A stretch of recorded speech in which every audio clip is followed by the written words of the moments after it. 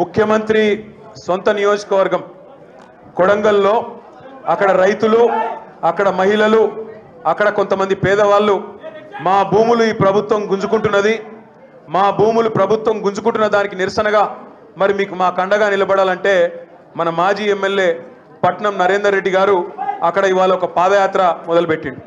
ఆ పాదయాత్రలో ఈరోజు రేవంత్ రెడ్డి సూచన మేరకు చాలా దుర్మార్గంగా, అరాచకంగా ఇవాళ పట్నం నరేందర్ రెడ్డి గారిని ఆయన పాదయాత్ర భగ్నం చేసి ఆ రైతుల మీద లాఠీచార్జ్ చేసి ఆయన అరెస్ట్ చేసి ఎక్కడో మన కర్నూలు బార్డర్ దాకా తీసుకొని పోయి అక్కడ పోలీస్ స్టేషన్లో పెట్టినారని తెలుస్తూ ఉన్నది.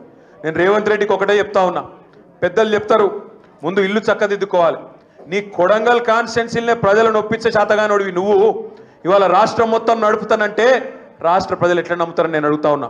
రేవంత్ రెడ్డి నీకు చిత్తశుద్ధి ఉంటే నువ్వు స్థానిక ఎమ్మెల్యే, అక్కడ రైతుల భూములు తీసుకునే మాట నిజంగా రైతుల ప్రయోజనాల కోసం అయితే, కొడంగల్ నియోజకవర్గ ప్రజల ప్రయోజనాల కోసం అయితే పోయి అక్కడ కూర్చొని వాళ్ళకు కావాల్సిన విధంగా ఒప్పించి మెప్పించి వాళ్ళకున్న భయాలు, వాళ్ళకున్న అనుమానాలు నివృత్తి చేసి వాళ్ళ మనసు గెలుచుకోవాలి. కానీ ఈ రకంగా పోలీసులను అడ్డం పెట్టుకొని పోలీసు రాజ్యం నడిపి మీరు ఎన్ని రోజులు ఈ రకంగా అరాచకాన్ని కొనసాగించలేరనే మాటను నేను తెలియజేస్తూ పట్నం నరేందర్ రెడ్డి గారిని, ఆయనతో పాటు అరెస్ట్ చేసిన మా బీఆర్ఎస్ పార్టీ కార్యకర్తల్ని, రైతుల్ని వెంటనే బేషరతుగా విడుదల చేయాలి.